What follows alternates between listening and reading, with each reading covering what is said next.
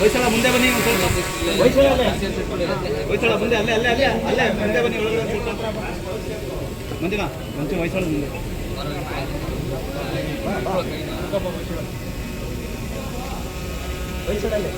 ಹಾಂ, ಬಂದಿದ್ದಾರೆ ಬಂದಿದ್ದಾರೆ.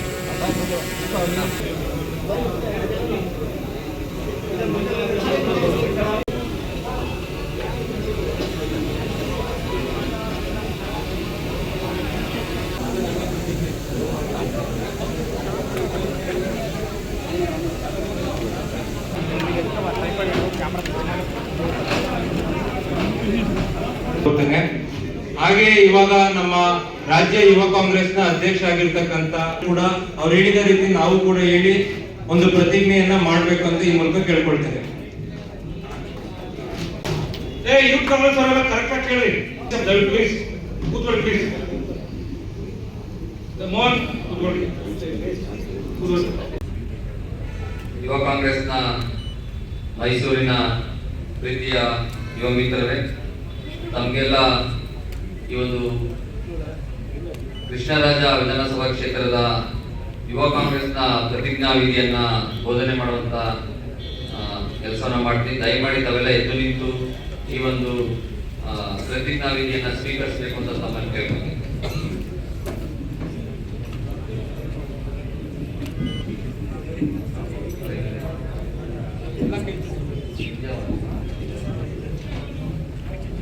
ಅಖಿಲ ಭಾರತ ರಾಷ್ಟ್ರೀಯ ಕಾಂಗ್ರೆಸ್ಸಿನ ಅಂಗಸಂಸ್ಥೆಯಾದ ರಾಷ್ಟ್ರೀಯ ಯುವ ಕಾಂಗ್ರೆಸ್ 1960ರಲ್ಲಿ ಸ್ಥಾಪನೆಯಾಗಿ ತನ್ನದೇ ಆದ ಗುರಿ ಮತ್ತು ಉದ್ದೇಶಗಳೊಂದಿಗೆ ಪ್ರಪಂಚದ ರಾಜಕೀಯ ಪಕ್ಷಗಳ ಸಾಲಿನಲ್ಲಿ ಅತ್ಯಂತ ವಿಶೇಷ ಸ್ಥಾನವನ್ನು ಪಡೆದಿದೆ. ಜಾತ್ಯತೀತತೆ, ಸಹಿಷ್ಣುತೆ, ಭ್ರಾತೃತ್ವ, ಸಂವಿಧಾನದ ಆಶಯಗಳಿಗಾಗಿ ಶಾಂತಿಯುತ ಹೋರಾಟ, ರಾಷ್ಟ್ರೀಯ ವಿಕೋಪದಲ್ಲಿ ಸಹಕಾರ ಹಾಗೂ ರಾಷ್ಟ್ರೀಯತೆಗಾಗಿ ದೃಢ ಸಂಕಲ್ಪವೇ ಯುವ ಕಾಂಗ್ರೆಸ್ಸಿನ ಮೂಲ ಮಂತ್ರ.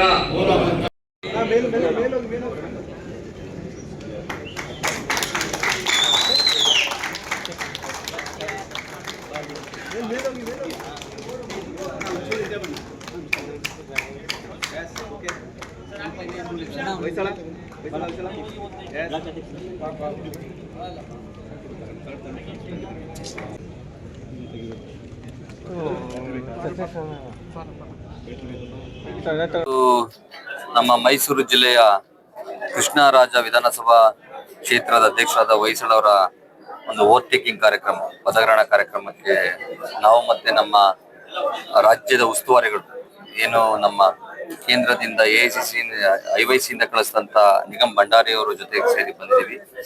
ಎಲ್ಲ ಯುವಕರು ಬಹಳ ಹುಮ್ಮಸ್ಸಿಂದ ಇದ್ದಾರೆ. ಮುಂದಿನ ದಿನಗಳಲ್ಲಿ ಕೃಷ್ಣರಾಜ ವಿಧಾನಸಭಾ ಕ್ಷೇತ್ರದಲ್ಲಿ ಬೂತ್ ಮಟ್ಟದಲ್ಲಿ ನಾಯಕತ್ವವನ್ನ ಬೆಳೆಸೋದಕ್ಕೆ, ನಾಯಕತ್ವವನ್ನ ಕಟ್ಟೋದಕ್ಕೆ ಹೊಯ್ಸಳವರು ಕೆಲಸ ಮಾಡ್ತಾರೆ ಅನ್ನೋ ನಂಬಿಕೆ ನನಗಿದೆ. ಅವರೊಬ್ಬ ಯುವ ನಾಯಕರಾಗ್ತಾರೆ ಫ್ಯೂಚರ್ಗೆ. ಅಲ್ಲಿನ ಲೋಕಲ್ ಸಮಸ್ಯೆಗಳೇನಿರುತ್ತೆ ವಾರ್ಡ್ ಮಟ್ಟದಲ್ಲಿ, ಬೂತ್ ಮಟ್ಟದಲ್ಲಿ, ಮತ್ತೆ ಮಹಿಳಾ ಕಾರ್ಯಕರ್ತರನ್ನ ಕಟ್ಟುವಂಥದ್ದು, ವಿದ್ಯಾರ್ಥಿಗಳನ್ನ, ಯುವಕರನ್ನ ಒಟ್ಟುಗೂಡಿಸುವಂಥದ್ದು. 2028ರ ಚುನಾವಣೆಗೆ ಹಗಲು ರಾತ್ರಿ ದುಡಿತಾರೆ ನಂಬಿಕೆ ಇದೆ. ಅವ್ರಿಗೆ ಶುಭವಾಗ್ಲಿ, ಮತ್ತಷ್ಟು ಕೆಲಸವನ್ನ ಮಾಡ್ಲಿ. ಮತ್ತೆ ರಾಜ್ಯ ಮಟ್ಟದಿಂದ ಮತ್ತೆ ಜಿಲ್ಲಾ ಮಟ್ಟದಿಂದ ಯಾವುದೇ ಕಾರ್ಯಕ್ರಮಗಳನ್ನು ಕೊಟ್ಟರು ಕೂಡ ಒಬ್ಬ ಯುವ ನಾಯಕನಾಗಿ, ಕಾಂಗ್ರೆಸ್ ಪಕ್ಷದ ಕಟ್ಟಾಳಾಗಿ ಹೊಯ್ಸಳವರು ಕೆಲಸ ಮಾಡ್ತಾರೆ ಅಂತ ನಂಬಿಕೆ ನನಗಿದೆ. ಅವರು ಮಾಡ್ಕೊಂಡು ಹೋಗ್ಲಿ ಅಂತ ಅವ್ರಿಗೆ ಶುಭಾಶಯವನ್ನ ಕೋರ್ತೀನಿ. ಯಾಕಂದ್ರೆ ಯುವ ಕಾಂಗ್ರೆಸ್ ಒಂದು ಇಂಟರ್ನಲ್ ಎಲೆಕ್ಷನ್ ಇಂದ ಬಂದಂತದ್ದು, ನಮ್ಮ ಆಂತರಿಕ ಚುನಾವಣೆಯಿಂದ ಗೆದ್ದು ಅವರು ಅಧ್ಯಕ್ಷರಾಗಿದ್ದಾರೆ. ನಾನು ಕೂಡ ರಾಜ್ಯಾಧ್ಯಕ್ಷನಾಗಿ ಮೊದಲನೇ ಬಾರಿಗೆ ಒಂದು ರಾಜ್ಯ ಮಟ್ಟದ, ಜಿಲ್ಲಾ ಮಟ್ಟದ ಕಾರ್ಯಕ್ರಮಗಳಲ್ಲಿ ಭಾಗವಹಿಸಿಕೊಂಡು ಈಗ ತಾನೇ 14 ಜಿಲ್ಲೆಗಳಲ್ಲಿ ಕಾರ್ಯಕಾರಿಣಿಯನ್ನ ಮುಗಿಸಿದ್ದೀನಿ, ಜಿಲ್ಲಾ ಟೂರ್ಗಳನ್ನ. ಈ ಜಿಲ್ಲೆಯಲ್ಲೂ ಕೂಡ ಮಾಡ್ಬೇಕಿತ್ತು, ಇವಾಗ ನೆಕ್ಸ್ಟ್ ಟೂರಲ್ಲಿ ಹಾಕೊಂಡಿದೀವಿ. ಆದ್ರೆ ಇವತ್ತು ವಿಶೇಷವಾಗಿ ಅವರ ಪದಗ್ರಹಣ ಇರೋದ್ರಿಂದ ಆ ಕಾರ್ಯಕ್ರಮದಲ್ಲಿ ಭಾಗವಹಿಸಿದ್ದೀನಿ. ಅವರು ಕೂಡ ಮುಂದಿನ ದಿನಗಳಲ್ಲಿ ಬೂತ್ ಮಟ್ಟದಲ್ಲಿ ಯಾರು ಇಂಟೆಲೆಕ್ಚುಯಲ್ ಯುವಕರಿದ್ದಾರೆ, ಮತ್ತೆ ವಿದ್ಯಾರ್ಥಿಗಳಿದ್ದಾರೆ ಅವರನ್ನ ಕಾಂಗ್ರೆಸ್ ಪಕ್ಷಕ್ಕೆ ಸೇರಿಸುವಂತ ಕೆಲಸವನ್ನ ಮಾಡಬೇಕು. ಬೂತ್ ಮಟ್ಟದ ಕಮಿಟಿನ ರೆಡಿ ಮಾಡಬೇಕು. ಮತ್ತೆ ಮಹಿಳೆಯರನ್ನ ಕಾಂಗ್ರೆಸ್ ಪಕ್ಷಕ್ಕೆ ಸೇರಿಸುವಂತ ಕೆಲಸವನ್ನ ಮಾಡಬೇಕು ಅಂತ ಅವರಿಗೆ ಕಿವಿ ಮಾತನ್ನ ಹೇಳಿದ್ದೀನಿ. ಅವರು ಕೂಡ ಬಹಳ ಉತ್ಸಾಹದಿಂದ ಕೆಲಸ ಮಾಡ್ತೀನಿ ಅನ್ನೋ ಒಂದು ಒಪ್ಪಿಗೆಯನ್ನ ಸೂಚಿಸಿದ್ದಾರೆ. ಅವ್ರಿಗೆ ಶುಭವಾಗ್ಲಿ, ಇನ್ನಷ್ಟು ಕೆಲಸವನ್ನ ಮಾಡ್ಲಿ. ಸರ್, ಈಗ ಇನ್ನೇನು ಸ್ಥಳೀಯ ಚುನಾವಣೆಗಳು ಕೂಡ ಸಮೀಪಿಸ್ತಾ ಇದೆ, ಬರುತ್ತೆ ಅಂತ ಮಾತುಕತೆ ಕೂಡ ನಡೀತಾ ಇದೆ. ಕಾರ್ಪೊರೇಷನ್ ಚುನಾವಣೆ ಆಗಿರ್ಬೋದು, ಬೇರೆ ಬೇರೆ ಸ್ಥಳೀಯ ಚುನಾವಣೆಗಳು. ನಿಮ್ಮ ಹೋರಾಟ ಹೇಗಿರುತ್ತೆ, ಅಂದ್ರೆ ಪಕ್ಷದ ಸಂಘಟನೆ ಹೇಗಿರುತ್ತೆ ಅಂತ? ನೋಡಿ, ನಾನು ಆಲ್ರೆಡಿ ಎಲ್ಲಾ ಜಿಲ್ಲೆಗಳ ಹೇಳ್ಕೊಂಡು ಬಂದಿದ್ದೀನಿ. ನಾವು ಯುವ ಕಾಂಗ್ರೆಸ್ ರಾಜ್ಯಾಧ್ಯಕ್ಷರಾದಂತ ಡಿ.ಕೆ. ಶಿವಕುಮಾರ್ ಸಾಹೇಬ್ರ ಆದೇಶದ ಮೇರೆಗೆ 2028ರ ಚುನಾವಣೆಗೆ ಆಲ್ರೆಡಿ ಕೆಲಸವನ್ನ ಸ್ಟಾರ್ಟ್ ಮಾಡಿದ್ವಿ. ನಮ್ಮ ಉದ್ದೇಶ 2028ರ ಚುನಾವಣೆ ಮಾಡಿ ಮತ್ತೆ ಅದೇ ಗದ್ದುಗೆನ ಕಾಂಗ್ರೆಸ್ ಪಕ್ಷ ಕೂರ್ಬೇಕು ಅನ್ನೋದು ನಮ್ಮ ಉದ್ದೇಶ. ಮತ್ತೆ ಈಗ ಬರುವಂತ ಚುನಾವಣೆಗಳಲ್ಲಿ ಏನು ಸ್ಥಳೀಯ ಚುನಾವಣೆ ಇದೆ, ನಮ್ಮೆಲ್ಲ ಯುವ ಕಾಂಗ್ರೆಸ್ನ ಮಿತ್ರರಿಗೆ ನಾನು ಆಲ್ರೆಡಿ ಎಲ್ಲಾ ಜಿಲ್ಲೆಗಳು ಹೇಳ್ತಾ ಬರ್ತಾ ಇದ್ದೀನಿ, ತಾವು ಭಯವನ್ನ ಬಿಟ್ಟು ಎಲೆಕ್ಷನ್ ನಿಲ್ಲುವಂತ ಕೆಲಸವನ್ನ ಮಾಡಿ ಮತ್ತೆ ತಮ್ಮ ಶಕ್ತಿಯನ್ನ ತಮ್ಮ ಗ್ರೌಂಡ್ ಅಲ್ಲಿ ತೋರಿಸಿ ಆಮೇಲೆ ಟಿಕೆಟ್ ಕೇಳಿ ಅಂತ ಹೇಳಿದೀನಿ. ನನಗೆ ನಂಬಿಕೆ ಇದೆ, ಅವರೆಲ್ಲ ಗ್ರಾಮ ಪಂಚಾಯತಿಯಿಂದ ಹಿಡಿದು ಕೌನ್ಸಿಲರ್ಸ್ ಇರ್ಬೋದು, ಅಥವಾ ಪುರಸಭೆ ಇರ್ಬೋದು, ಅಥವಾ ಜಿಲ್ಲಾ ಪಂಚಾಯತ್, ತಾಲೂಕ್ ಪಂಚಾಯತ್, ಯಾವುದೇ ಕೌನ್ಸಿಲರ್ ಇರ್ಬೋದು, ಕೆಲಸ ಮಾಡ್ತಾರೆ, ಟಿಕೆಟ್ ಕೇಳ್ತಾರೆ, ನಂಬಿಕೆ ನಮ್ಗಿದೆ. ಮತ್ತೆ ಅವರು ಸ್ಥಳೀಯದಾಗಿ ಏನಾರ ಶಕ್ತಿವಂತರಾಗಿದ್ದೆ ಎಲೆಕ್ಷನ್ ಮಾಡುವಂತ ಶಕ್ತಿ ಅಂತಂದ್ರೆ ಸ್ಥಳೀಯ ಮಟ್ಟದಲ್ಲಿ ಅವರು ಗ್ರೌಂಡ್ ಮಟ್ಟದಲ್ಲಿ ಸ್ಟ್ರಾಂಗ್ ಆಗಿ ಕೆಲಸ ಮಾಡಿರ್ಬೇಕು, ಜನರ ನಂಬಿಕೆ ಹೊಂದಿರ್ಬೇಕು, ಮತ್ತೆ ಬೂತ್ ಮಟ್ಟದಲ್ಲಿ ಕೆಲಸವನ್ನ ಮಾಡಿ ತೋರಿಸಿರ್ಬೇಕು.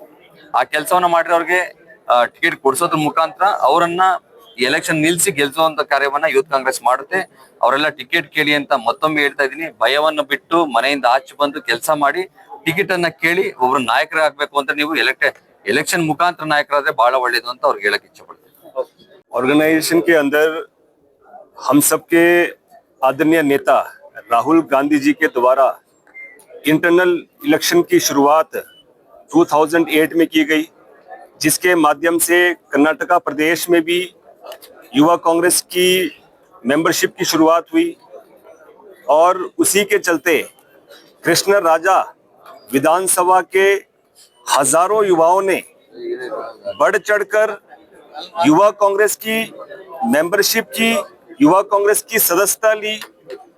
मेंबरशिप के बाद उन्हीं हजारों युवाओं ने उन्हें वोट के अधिकार जो इंटरनल इलेक्शन में मिले हैं, वोट देकर कृष्ण राजा विधानसभा का जो नवनियुक्त अध्यक्ष वह सरला को नियुक्त किया, उसके साथ साथ इनकी पूरे कार्यकारिणी को नियुक्त किया। तो मैं इसके लिए सबसे पहले हजारों युवाओं का मैं धन्यवाद करना चाहूंगा, जिन्होंने युवा कांग्रेस की मेंबरशिप की, बढ़ चढ़कर अपने विधानसभा का, अपने ब्लॉक का नेता चुना। और उसी के चलते आज ये एक पद ग्रहण समारोह यहाँ पर इस विधानसभा का रखा गया है। तमाम पदाधिकारी और इनके सम्मानित अध्यक्ष, इनका पद ग्रहण समारोह रखा गया, जिसमें युवा कांग्रेस के नवनियुक्त अध्यक्ष स्वयं मंजूर नाथ जी भी यहाँ पर उपस्थित हैं। और आज इस पद ग्रहण समारोह के माध्यम से तमाम युवा साथी शपथ लेंगे कि किस तरीके से आम जनमानस की जो लड़ाई है, समाज के अंतिम पंक्ति में बैठे व्यक्ति की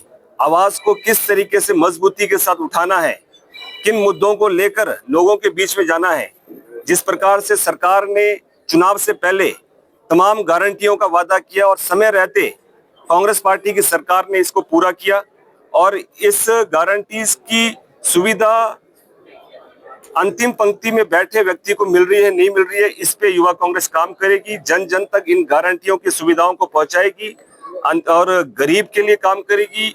और मैं साथ साथ कहना चाहूंगा कि जिस तरीके से सबसे बड़ा जो आज का जो मुद्दा है रोजगार का, केंद्र सरकार ने जिस तरीके से देश के प्रधानमंत्री आदरणीय प्रधानमंत्री नरेंद्र मोदी जी ने 2 करोड़ रोजगार का वादा प्रतिवर्ष किया था, आज लगभग इनके 14 से 15 साल, इनको अब 15 साल इनका होने आया है। और अगर प्रतिवर्ष 2 करोड़ रोजगार की अगर हम बात करेंगे तो रोजगार के नाम पे कहीं ना कहीं प्रदेश के युवाओं को कहीं ना कहीं अपने आप को ठगा हुआ महसूस कर रहे हैं। रोजगार की लड़ाई लड़ेंगे। भारतीय युवा कांग्रेस राजस्थान में मेगा जॉब फेयर की शुरुआत की, उसके बाद दिल्ली में मेगा जॉब फेयर की अच्छी एक शुरुआत हुई। अब आने वाले समय में बिहार में हो रहा, मैं बताना चाहूंगा कि आने वाले समय में कर्नाटका में भी हम जॉब फेयर, यहाँ जॉब फेयर का जो बड़ा सम्मेलन है कर्नाटका प्रदेश के युवाओं के लिए लेकर आएंगे। ಮಂಜುನಾಥ್ ಗೌಡರು ಮತ್ತು national general secretary Karnataka in charge ಆದ ನಿಗಮ್ ಭಂಡಾರಿ ಅವರಿಬ್ಬರು ಆದೇಶದ ಮೇರೆಗೆ ಇವತ್ತು ನಮ್ಮ ಕೃಷ್ಣರಾಜ ಅಸೆಂಬ್ಲಿಯ ವೋಟ್ ಟೇಕಿಂಗ್ ಸೆರೆಮನಿ ನಡೀತಾ ಇದೆ. ಇವತ್ತು ನಮ್ಮ ಅಧ್ಯಕ್ಷರ ನೇತೃತ್ವದಲ್ಲಿ ಅವರ ಆದೇಶಕ್ಕೆ ನಾನು ಬಂದು ಓಟ್ ತೊಗೊತಾ ಇದ್ದೀವಿ. ನನ್ನ ಪ್ರೆಸಿಡೆಂಟ್ ಆದಂಥ ಮಂಜುನಾಥ್ ಗೌಡರು ನನಗೆ ಆದೇಶ ಕೊಟ್ಟಿದ್ದಾರೆ, ಬೂತ್ ಮಟ್ಟದಿಂದನೂ ಕೆಲಸ ಮಾಡಬೇಕಪ್ಪ, ನಿಮಗೆ ಇಲ್ಲ ಅಂದ್ರೆ ಬೂತ್ ಮಟ್ಟದಲ್ಲಿ 16 ಜನರನ್ನ ಹಾಕೋಬ, ವಾರ್ಡಲ್ಲೂ 16 ಜನ ಹಾಕೋಬ, ಮತ್ತು ವಾರ್ಡ್ ಅಧ್ಯಕ್ಷಗಳನ್ನ ನೇಮಕ ಮಾಡ್ಕೊ, ಮತ್ತು ಎಲ್ಲ ನಿನ್ನ ಜನರಲ್ ಸೆಕ್ರೆಟರಿಗಳನ್ನೆಲ್ಲ ಅಸೆಂಬ್ಲಿ ಲೆವೆಲ್ ಎಲ್ಲನೂ ನೇಮಕ ಮಾಡ್ಕೋಪ್ಪ ಅಂತ ಹೇಳಿದ್ದಾರೆ. ಆ ಕೆಲಸನ ಮಾಡ್ತಾ ಇದ್ದೀನಿ. ನನ್ನ ಈ ನೇತೃತ್ವದಲ್ಲಿ ಏನು ಈ ನೆಕ್ಸ್ಟ್ 3 ವರ್ಷ ಏನಿರ್ತದೋ ಅದರಲ್ಲಿ ನಾನು ಕೆಲಸ ಮಾಡ್ಕೊಂಡು ಹೋಗ್ತಾ ಇರ್ತೀನಿ. ಯಾವ ಥರ ಅಂತಂದರೆ ವಾರ್ಡ್ಗೂ ಹೋಗಿ ಅಲ್ಲಿ ನೇತರ ಶಿಬಿರಗಳನ್ನ ನಡೆಸೋದಾಗಲಿ, ಹೆಲ್ತ್ ಕ್ಯಾಂಪ್ ಮಾಡೋದಾಗಲಿ, ಮತ್ತು ನಾವು ನೋ ಡ್ರಗ್ಸ್ ಅನ್ನೋದು ಒಂದು ಫಾಲೋ ಮಾಡ್ತಾ ಇದೀವಿ. ಯೂತ್ ಕಾಂಗ್ರೆಸ್ ಅಲ್ಲಿ ನೋ ಡ್ರಗ್ಸ್ ಅನ್ನೋದು ಒಂದು ಸ್ಟಾರ್ಟ್ ಮಾಡ್ತೀವಿ. ಸೊ ಈ ಕಾರ್ಯಕ್ರಮ ಬಂದಿದ್ದಕ್ಕೆಲ್ಲ ಧನ್ಯವಾದಗಳು. ಎಲ್ಲರಿಗೂ ಧನ್ಯವಾದ.